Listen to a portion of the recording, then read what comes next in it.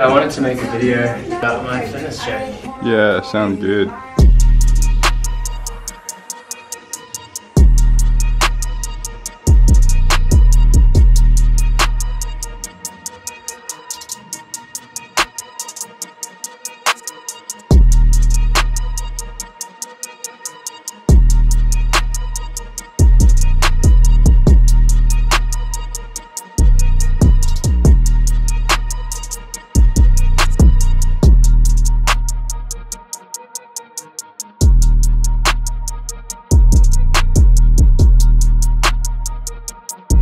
Wait, what'd you just say? If you like and subscribe, change the channel, that's a ticket to heaven right there. To heaven, like and subscribe. Like and subscribe. You heard it first here.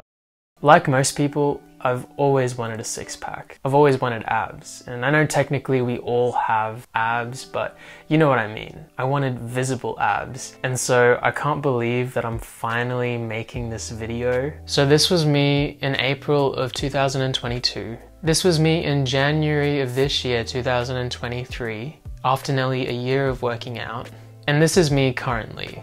Well, actually it was me in September while I was living at my old place, but I basically look the same. You know, I feel like I still have a long way to go, but the thing is, there was a time where I dreamt of being where I am now. And so I wanted to make this video to document my progress and share my fitness journey with you in hopes that maybe it can inspire some of you guys in your own fitness journey as well. And you know, as much as this is about the aesthetics, I've mentioned the abs in the thumbnail and the title of this video, I just want to say that I have never felt better mentally, spiritually, emotionally than I do right now, having been as consistent with the gym and having these physical results as I am now. And so this is more than just the aesthetics, although that's a big part. Honestly, I just feel great. Mental health wise, you know, I feel like I've never been in a better place. So yeah, I want to approach this whole topic of fitness and health in a holistic way. What's up fam, how's it going? Welcome back to my YouTube channel. My name is Hainza if you're new here, and I'm so grateful that you chose to click on this video. And if you are new here, don't be afraid to click that subscribe button and join the fam. No, but for real, subscribe, because I post videos every week and they're pretty fire, not gonna lie. In my humble opinion, no. Anyways, in today's video, I'm gonna be talking about my fitness journey and how I got to a place where I'm actually happy about my physique. Let's go. Ooh, that lighting. Let's go. That's just to show you that they are in fact real and I didn't Photoshop them. Also, just wanted to disclaim that I am in no way a fitness health professional doctor person thing, and so this is just my experience and what's worked for me. So definitely talk to your doctor if you're going to change your diet or, like, I don't know, do some drastic change in your exercise routine. All right, cool, awesome, let's get into it. A little backstory about my relationship with health and fitness is I've always been conscious of health and fitness. It's always been an important thing in my life. In a lot of ways, I have an almond mum, and I mean that in the best way possible. Yeah, I had parents who were into fitness as well, but even with all of that, there were moments throughout my childhood where I was chubby and I was overweight. Not significantly to the point where, you know, I was, I don't know, what people would consider fat. Now, in terms of fitness, I do remember there was a significant moment back in primary school, at the end of year 6 actually, where my girlfriend at the time, my year 6 girlfriend, my first love, no, just kidding, she actually broke up with me over text at the beginning of the holidays. It's a big story. Basically, I texted her from the phone number she gave me. I was like, hey, I love you, or something. I don't know, something weird. And then basically her mom replied, so she had given me her mom's phone number. So anyways, that happened, and this was when I was, yeah, probably more overweight and chubby. And so I remember those Christmas holidays, I was like, I'm gonna get so fit and she's gonna regret ever having broken up with me because I'm gonna be so sexy and I'm gonna have a six-pack. And so yeah, it was giving low vibration motivation for losing weight and getting fit. But that being said, it did work. And so that kind of negative motivation can work. but it didn't sustain me. Throughout high school, I was pretty fit. Like, I'd use the gym at school. I was involved in athletics and cross country, and there was a point where I actually could see my abs, but I was like skinny. So it wasn't that I had a lot of muscle on my abdomen, but it was just that I lost a lot of weight and was running like every single day. I used to run 6 kilometers a day with 1 rest day. My parents even paid for my gym membership during like senior school, year 10 to 12, and I used it for the most part like 3 days a week. Now fast forward to 2020, it's the year I get married to my lovely wife. Shout out wifey. And yeah, this was in 2020, and so we were in lockdown. I'd been doing exercises from home, some calisthenics stuff, just home workouts, and I was in pretty good shape for my wedding. Still no abs, but you know, I was slim, lean. And I don't know if there's any research to back this up, but what I've noticed anyways is that when people get married, they're more likely to kind of like let loose and gain a bit of weight, which isn't bad. But I think going into, you know, being married, I was aware of that, and so I tried to combat that. But even though I tried to combat it and I was aware of it, I still ended up gaining weight, which, as I said, isn't a bad thing, but it's something that I didn't want to happen, and it happened. Now, fast forward then to 2022, last year. And it was at the beginning of the year, and you know, you're making your New Year's resolution again, and I remember looking at my New Year's resolutions from the year before and seeing that whole get abs part, and I was like, dang it, I've had this on here for so long, what's it gonna take? I really want a physique that I'm proud of, and I really want to have these abs. And so, you know, I thought it probably requires a drastic change on my behalf if I'm gonna see something change in my physicality, you know? What's that saying? The definition of insanity is doing the same thing and expecting a different result. That's where I was at, and so I was like, okay, this can't be like every other year, come on, man. So I started thinking about getting a gym membership. At that time I was doing the home workouts, as I said. And then I scrolled across this video of Arnold Swartznagger talking to Logan Paul, I think it was, on his podcast. And Logan Paul had asked him something, and I remember his answer literally changed my life. Honestly though, it shifted my mentality in such a profound way, and I think it was just the perfect soundbite at the perfect moment, and that sort of set me on the trajectory to get where I am today. But that's not to say that inspiration will get you there. I'm gonna wait till later to share what Arnold said. It's gonna be in one of the tips I give later on, so stay tuned for that. But before I get into those tips, I want to talk about my journey after deciding to get into the gym and getting to my physique now. And so, as you can see, this first picture here was taken in April of 2022, so last year in April. I just started going to the gym consistently a few days a week in March, and it didn't take long for that to turn into 6 days a week, which is what I still do. As you can see, I'm not super overweight or anything. I was just a bit chubby, had a bit of excess fat. I feel like I was a good canvas though. I wasn't in great shape. I wasn't in horrible shape either, but I was kind of just neutral. It's what some people would call skinny fat, I guess. And I didn't like the way I looked in the mirror. I wasn't completely like depressed about it, but I was just like, oh, you know, could be better. And nearly a year later, this is me at the end of January of this year actually, which is crazy to think about. This is January 2023. As you can see, I almost look like I have more fat, and maybe that's because I actually did, because no one had told me about a calorie deficit. So I was kind of like eating and going to the gym, and I couldn't see any results, but you know, I was building muscle underneath, of course. It was kind of like a bulk, but I didn't consider it a bulk at all. I was eating healthy, but I was just eating more than I should have been eating. So that year was crazy because, yeah, I literally saw zero progress, it felt like. But I still went in every day. I did push, pull legs, just stayed with it, and I continued to take my progress shots, and this is me today. Well, actually, it was me at the end of September. That was me at the house that my wife and I just moved out of. But yeah, I wanted to use that photo to show you because it was in the exact same space. And so yeah, that was me after finding out what a calorie deficit was and doing more cardio. All right, now let's get into some tips. 7 practical tips that I would have appreciated when I was starting out, because honestly, these are life-changing, and it's not just these 7 tips separately, but all in conjunction, all together, that makes the difference. Tip number 1, start with your why.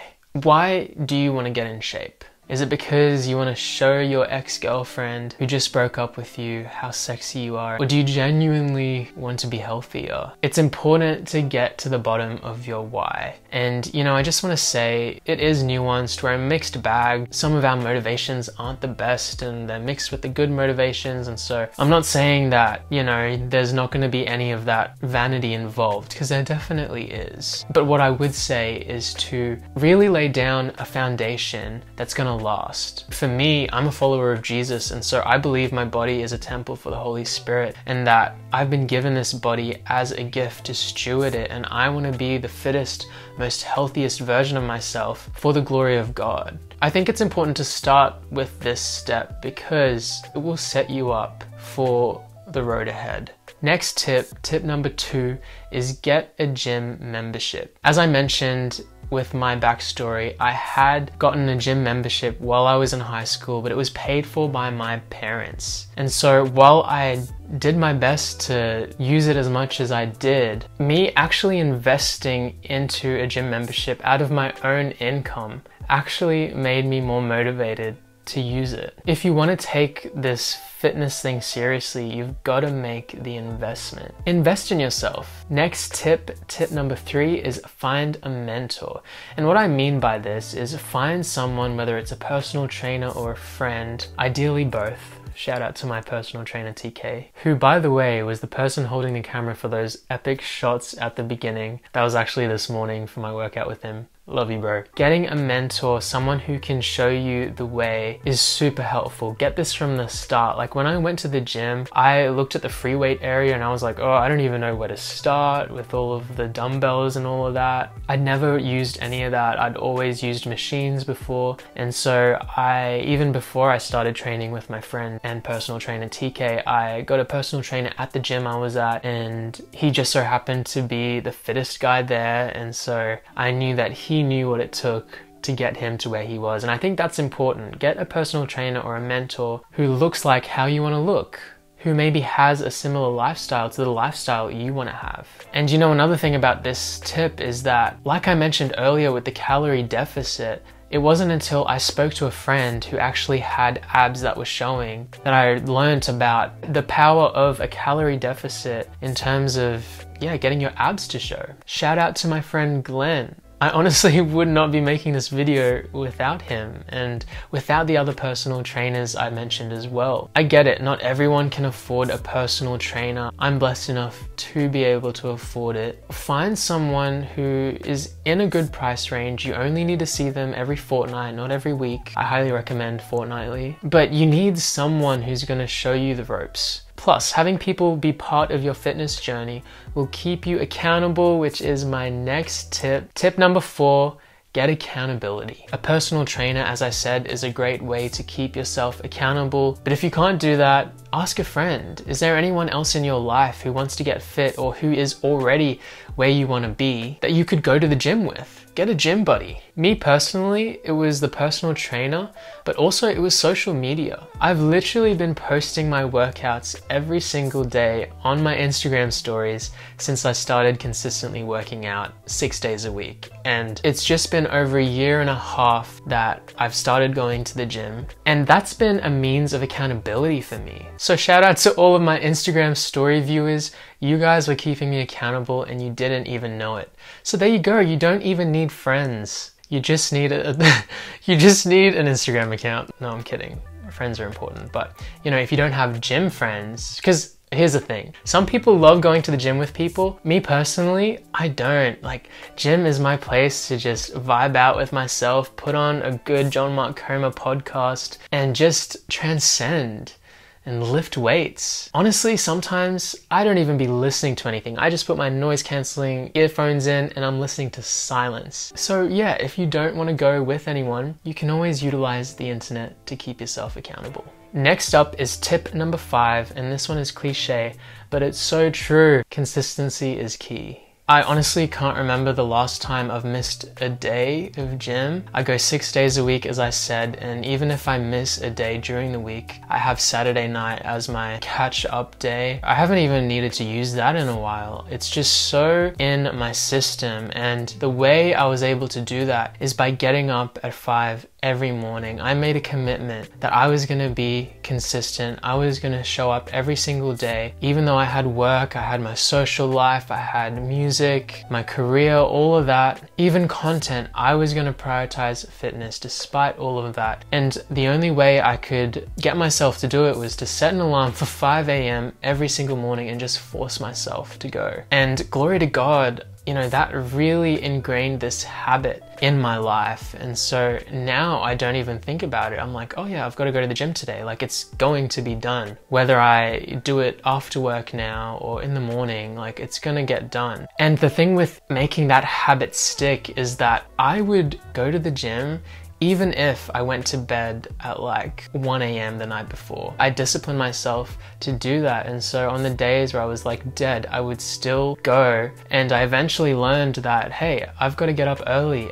I have to get to bed early as well. That's how I was able to be consistent, but honestly, just having it be an everyday practice is how I started to see results. Okay, tip number 6, don't be afraid to pivot. As I mentioned, there was that year where I literally saw no progress, and I was like, I feel like I'm flogging a dead horse. I feel super discouraged. What am I doing wrong? And then I met up with that friend who had abs, and he told me about this thing called a calorie deficit.